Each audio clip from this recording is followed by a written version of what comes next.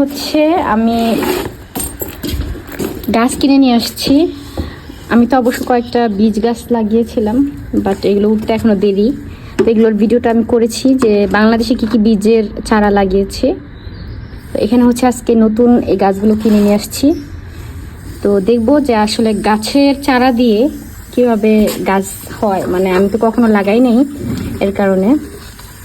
তো এটা হচ্ছে কি গাছ এটা? আচ্ছা, শসা। এখানে ওরা ছবিটা দিয়ে দিয়েছে, এটা হচ্ছে শসা গাছ। এটা হচ্ছে টমেটোর চারা, এই যে টমেটো গাছ, এই যে। আর এটা হচ্ছে পুদিনা পাতা গাছ। পুদিনার স্মেলটা তেমন নাই, তারপর আমি লাগিয়ে দেখব লাগানোর পরে কি হয়। আর এখানে হচ্ছে 3 জাতের টমেটো, 3টা জাতের। এটা একটা জাতের, এটা একটা, আবার এটা আরেকটা। 3টা জাতের টমেটো গাছ। তো আমি আসলে আমার বাসায় টমেটো প্রচুর খাওয়া হয়, তো এর কারণে হচ্ছে টমেটো গাছটা এনেছি বেশি করে। আর আপনারা যারা গাছের প্রাইসটা জানতে চাচ্ছেন, কারণ অনেকে আসলে জানতে চায় যে প্রাইসটা কেমন হয় এখানে, তো এই গাছটা নিয়েছে হচ্ছে 200, বাংলাদেশে 200 টাকা, মানে আমাদের এখানে 2 ইউরো। এটাও 2 ইউরো নিয়েছে, মানে 200 টাকা এই পুদিনা পাতার গাছটা।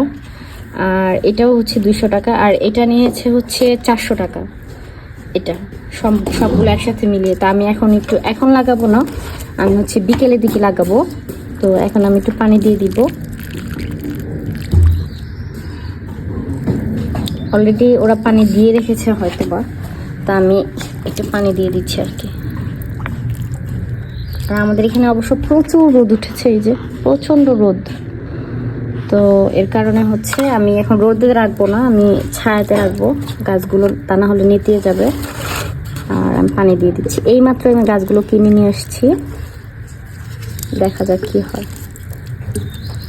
আর আমি আমার লাইফে ফার্স্ট আমি এভাবে গাছ লাগাচ্ছি, তো কি হয় দেখা যাক। আমি কখনোই গাছের চারা কিনে গাছ লাগাইনি। তো সবাই ভালো থাকবেন, আশা করি আপনাদের ভিডিওটা ভালো লেগেছে। সবাই ভালো থাকবেন, আসসালামু আলাইকুম।